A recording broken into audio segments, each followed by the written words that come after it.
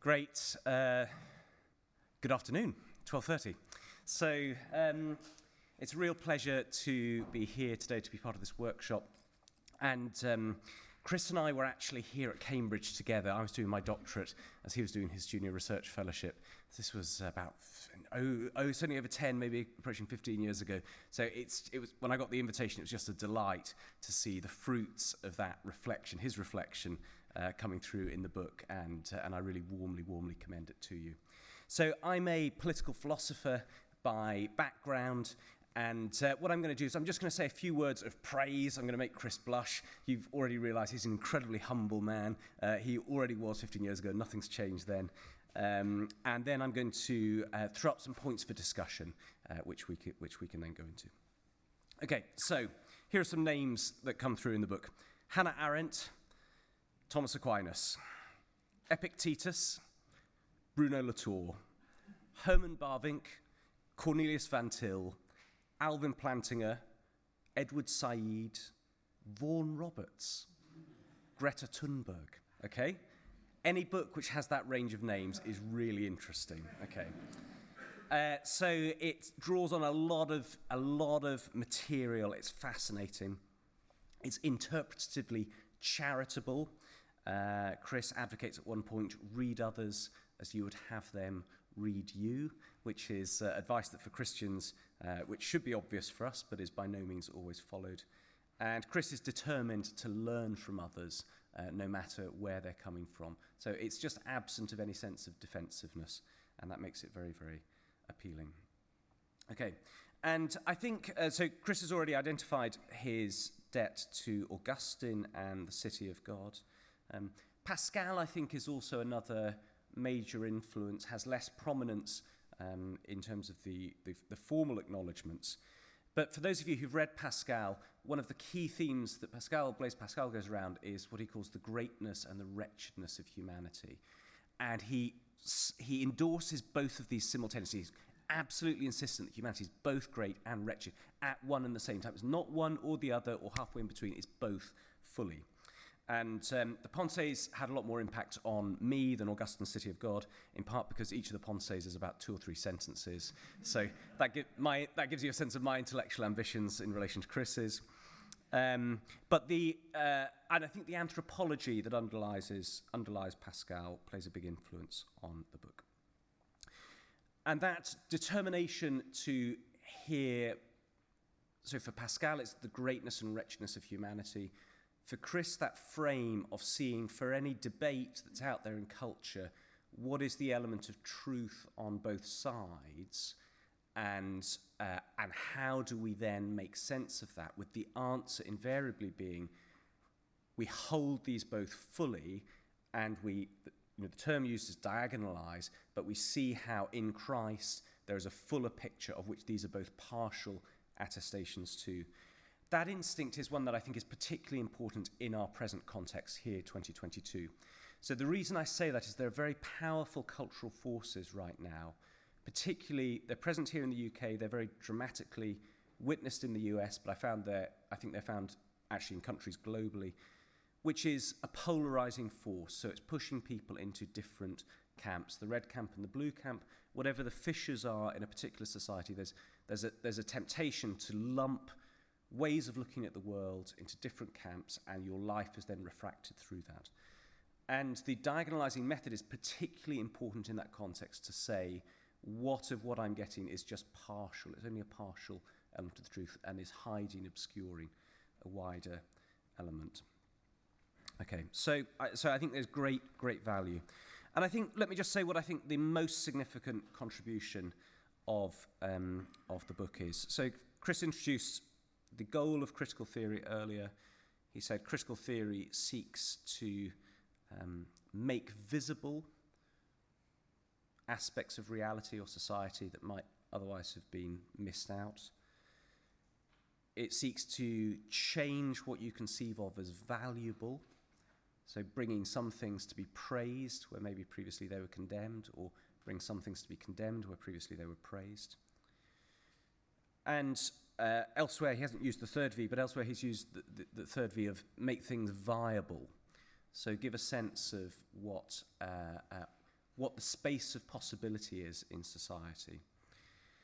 And if that's a structure for critical theory, Chris is proposing that we should be doing that as Christians, that we should be making things visible that previously are not. We should be changing the valuation of ways of being in the world, and we should be making some things viable that were previously not. And so a quote from the book: "It is not enough for Christians to explain the Bible to our culture. We must explain our culture through the Bible." And that seems to me exactly right. Okay. So, and that fundamental shift of perspective, I think, is going to be an enduring contribution from the book. And I think it's a challenge for all of us here as scholars and as culture creators in our own walk of life. Okay. So let me move to some questions. So the principal question I'm going to ask is this: can diagonalization lead to constructive political engagement? So Chris is committed to critical theory or social theory being not just a tool of critique, but also, quote, "it should present a positive agenda. It will not just analyze contemporary society, but provide a vision for its future flourishing and renewal." Okay, now, I endorse this positive, this condition for a positive, constructive critical theory. And one of the reactions that I had as I read through biblical critical theory was a sense that Chris was holding himself back from saying what he thought one should be acting for as a Christian in the world. And sometimes I think that was probably just a desire to stay neutral on questions of current political contestation. But I wonder if there's a deeper structural reason that the method of diagonalization actually makes it harder to engage politically than would otherwise be the case. So let me just give an example of this. So Brexit, sorry to mention the word. So Brexit is diagonalized in the book. So obviously the issue of the UK's relationship to the European Union dominated UK political discourse for about 3 years, 2016 to 2019. And Chris identifies in the book, he thinks the Leave camp values particular local identities, while the Remain camp values the universal openness and difference. And I think this is correct as a portrayal of the two positions in broad terms. And I think it's appropriate that Chris should be talking about Brexit. This absolutely dominated, certainly British political discourse, attracted attention globally, focused attention. There was a lot of heated debate at the time. What's the response? Chris diagonalizes this. As Jesus Christ, as God becomes incarnate in Jesus Christ, the universal takes on a particular local form. So what we see from that is that both Leave and Remain have fundamental intuitions which are accurately expressive of an element of reality which is held together fully in the gospel. He writes, in uniting and reconciling opposites with the incarnation shows us a more complex view in which these are perfectly united. What we have lost is the ability in our politics to conjugate the local and the global. Okay. Now that seems true to me. But how should you have voted? Okay, that's my question. As a British citizen, I had 3 choices. I could vote Leave, I could vote Remain, or I could not vote. Spoil my ballot or not turn up. Okay, I had 3 choices. That's it. Bust. That's it. Total clarity. And I've got to make a decision. And diagonalization doesn't help me make a decision in that sense. Okay, that's my question. Or at least the question is, maybe Chris will tell us how it helps us make a decision. Now, Brexit poses this issue in a really clear sense because you just have that stark set of choices.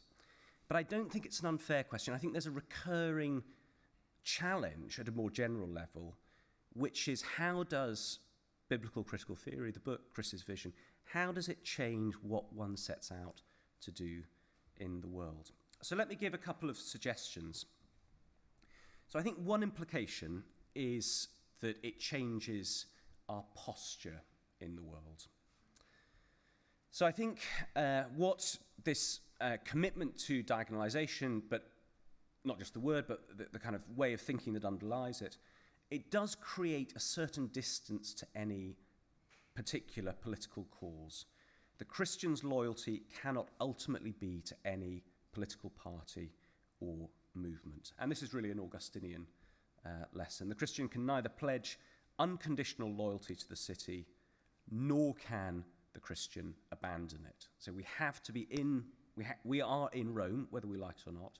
We're committed to the good of Rome, and our loyalty to Rome is ultimately superseded by a prior loyalty to the heavenly Jerusalem. So our posture in the world is changed, and that is a really important lesson, because unfortunately we look around the world, maybe even we look in our own hearts, and we can see the temptations to place an unconditional loyalty to a particular political cause or movement. So I think that's true. But that posture doesn't yet tell me how to vote, okay?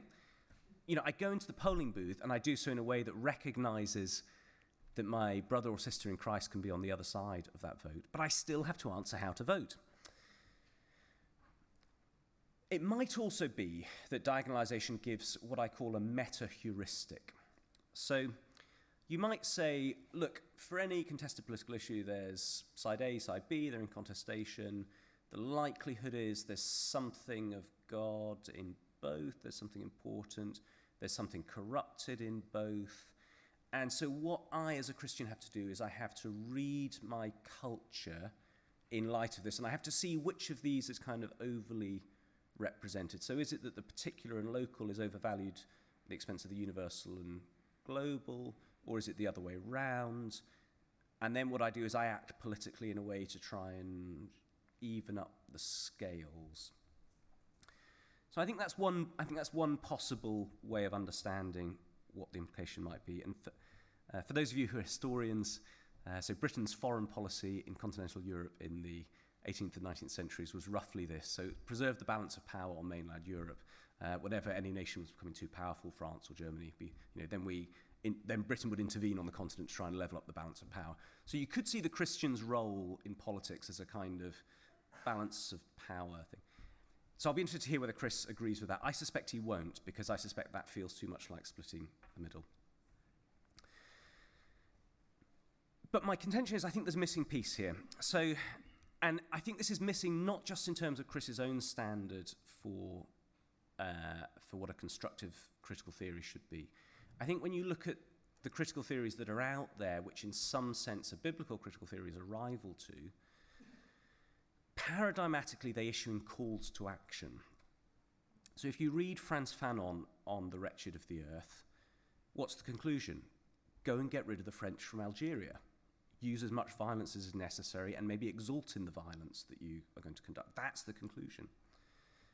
If you read Paulo Freire on the pedagogy of the oppressed, what do? You go and rebuild the education system so that the peasant classes in Latin America come to realize their economic exploitation, overturn that through a dialogic process, and realize their full humanity. So critical theories, standardly, what they do is they highlight attention on something, they make it central, often to the exclusion of other political priorities, and they issue a summons to action. They might not fully work out the policy program, but they give you a direction of travel that you've got to go get going on. And so I think even in relation to other critical theories, this is a challenge for a biblical critical theory. What is the political? If we're trying to make, if we're changing what's visible, what's valuable, what's viable, then what is it substantively that we're going to go out and do differently? How are we going to engage as Christians in the world? And I think this does suggest that there may be inherent limits on an authentically Christian critical theory. And I say that because reality is complex. So as Christians, we are people of reality. We're committed to the real. We're committed to recognizing the whole of the world. So what we can't do is afford to have our vision blinkered and focus on one thing. So I don't know about you, but I think our political culture is becoming incredibly boring, right? I pick up the Guardian, I just know what it's going to say. I pick up the Telegraph, I know what it's going to say. Guardian says P, Telegraph says not P, and I can predict exactly what because our attention has been focused hegemonically on one set of priorities. And reality is more complex, right? So an authentically Christian critical theory is going to be a much more complex entity than the existing critical theories that we have out there. And let me say another, okay, right, I've got so much I'd like to talk for hours because it's such a rich book. So strap yourself in. I've got about 2 minutes. I'm just going to keep going as quickly as I can. So I think diagonalization makes sense to us as an audience now. So when I say us as an audience, here in the UK, English-speaking world, UK, Australia, US political cultures, because the political spectrum that's on offer and the cultural spectrum which the political spectrum reflects and is downstream from is one that reasonable, spiritually sensitive, biblically committed Christians can plausibly find themselves on a decent range of that. So just in terms of British politics, you have Christians who are fully committed to the lordship of Jesus Christ in the Labour Party, the Conservative Party, the Lib Dems, maybe even UKIP, okay, when it existed. The core elements of how God works in society are priorities for each of those political parties. How universalizable is that point? I suggest that there are limits on that. So it doesn't take too much imagination to think that there are political cultures in which the point of contestation, one of the parties in that point of contestation, is in some sense so fundamentally corrupt that the Christian's only stance towards it can be one of rejection and opposition. And it might even be the case that we can have some political cultures where both parties of a point of contestation are so corrupt that the Christian stance is one of rejection and of opposition.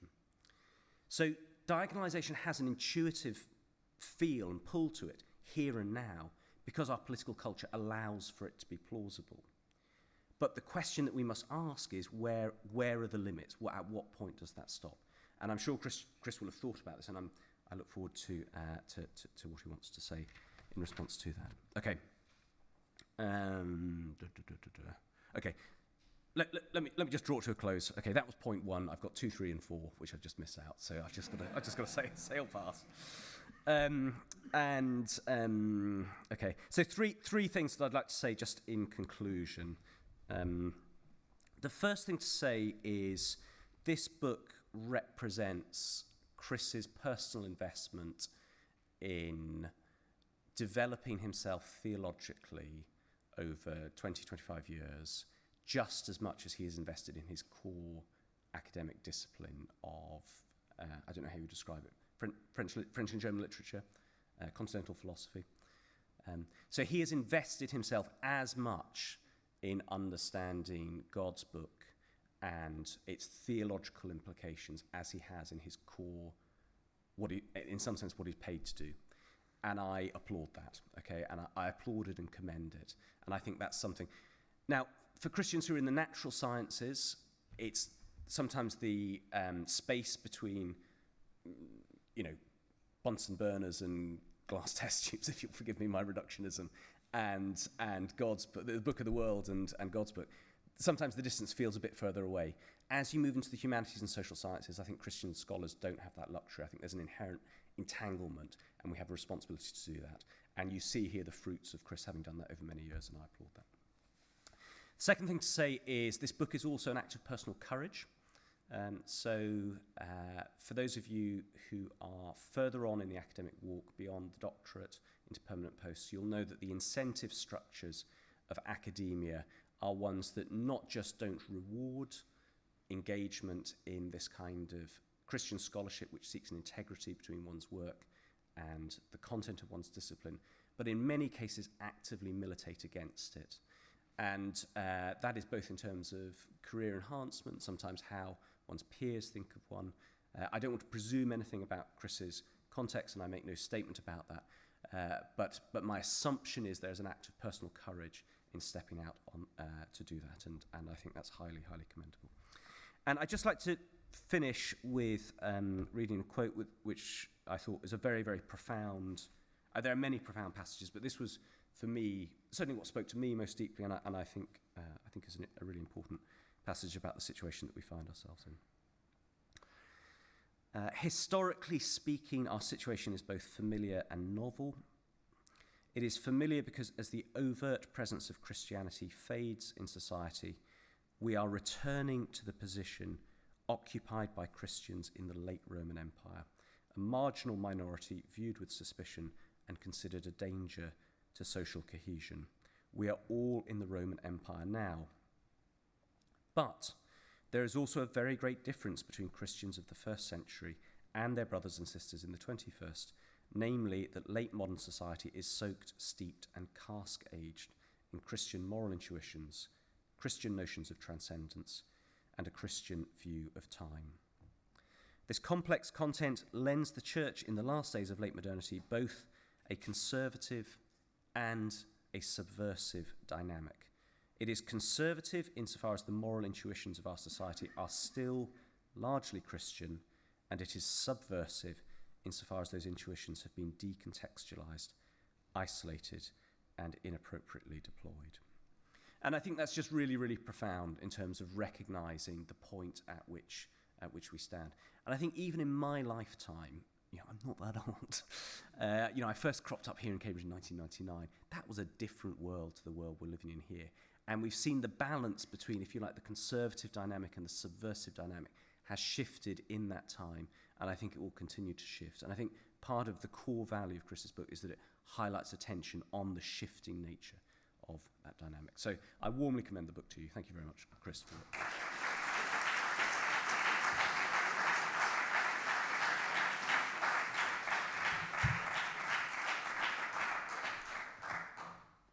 Wonderful, Tom. That was incredibly rich. I think we could go until everybody goes home. It would be fascinating to have an extended conversation about those things. I've been told we have until 5 past, so I'm going to try and condense what I've got to say really briefly, and then hopefully give you the opportunity to say something in response. I really appreciate your mentioning Pascal. He is indeed a great influence. This idea of the greatness and wretchedness of human beings, and I think I completely agree with this idea of society being polarized into the red and the blue. I notice you're wearing a predominantly blue top with red touches. I don't know if that's a code of any sort. And I think, and I would like to hear, as I was encouraging Richard and Jennifer, I would love to hear your advice to young scholars in your area before we finish. Let me try and respond as well as I'm able to the really important and incisive point that you make, which is, it's all very well to diagonalize, but when you go into the Brexit booth, how do you vote? And I think it's absolutely right to be asking that question. And I guess the problem of writing a book is that you speak in one way to everybody, but different people are coming from different places. So if we think of it in terms of Dietrich Bonhoeffer's distinction between the ultimate and the penultimate, that there are some Christians who are saying we need to despise the penultimate. Politics is nothing. We just need to preach the gospel. That's all that matters. Politics, schmolitics. And then there are other Christians who are making the penultimate into the ultimate and joining themselves at the hip with a party political platform and agenda and saying this is the gospel. And it's hard to address those two constituencies together because one of them needs to be told you need to take the political seriously, and the other one needs to be told you need to take the political less seriously. And so it's tricky, and given that the book is being sold internationally, it's difficult to find a way to speak adequately to those different constituents. And I guess each of us here will need to weigh our own hearts. Is my own tendency to diminish the importance of the very practically political, in which case I need to take my civic duty more seriously, or am I actually equating the gospel with a particular party political platform in a way that's perhaps unhelpful, and I need to disengage with that? I think that the book is seeking to work, and you very, very discern this very well. The book is seeking to work on the level of principles, not of policies. But that doesn't mean the level of policies is not important. And I I hope that the book might find its place in a sort of broader ecosystem of critical thinking where, as you very rightly say, that there are Christians who are thinking specifically about who should we vote for, what should we vote for when we go into the Brexit election booth. And I by no means want to suggest that is not a very important thing to be thinking. But in terms of, Paul's image of the body, I think this book has a place in the body and requires other thinking to be happening in other parts of the body in order for it to be a fully sort of rounded Christian response. And I think what you discern is correct. This book is talking more about principles than it is about policies. And that is one of the reasons that this book doesn't stand alone. It needs a broader ecosystem of Christian thought around it. But I think there's also a sense in which that's not a bug, but a feature of the book. I don't think I want to be telling people who to vote for in Brexit. In the same way that the churches that I've had the privilege to be part of haven't preached party politics from the pulpit, but they have expected congregants to be active politically and to vote for a particular party, although they haven't been told which party to vote for. And I guess in terms of, does diagonalization make it harder to make these decisions?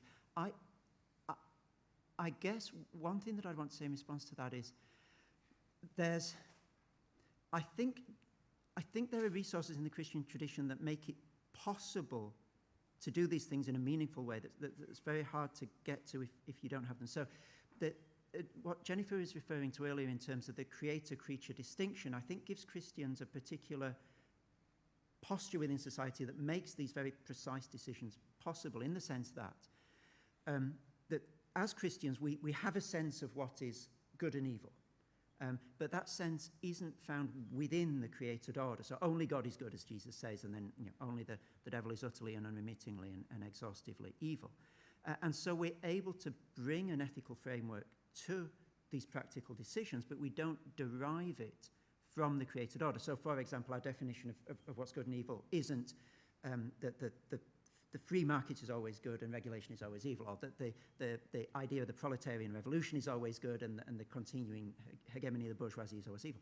And if you do find your measure for what's good and evil within the created order, then you're going to have a closed mind to certain things within creation, because that give you your idea of what's good and evil. And if you start questioning those, then you don't have a sense of orientation within reality anymore.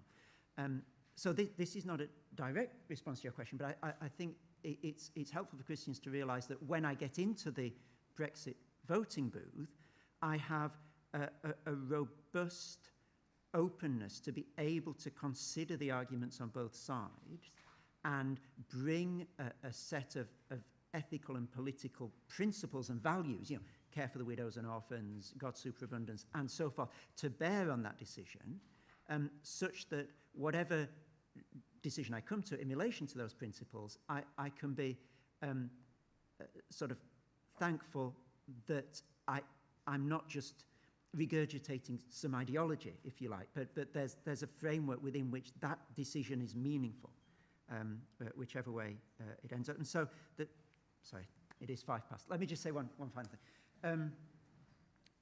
You're absolutely right. Fanon says this is where we see society, and therefore use violence, recreate humanity, and so forth. I guess I was thinking as you were saying that, it's a really interesting line of thought. What would Augustine say? So, with this is how to view society, this is what's visible, this is what's valuable, therefore go and do what? Would Augustine say?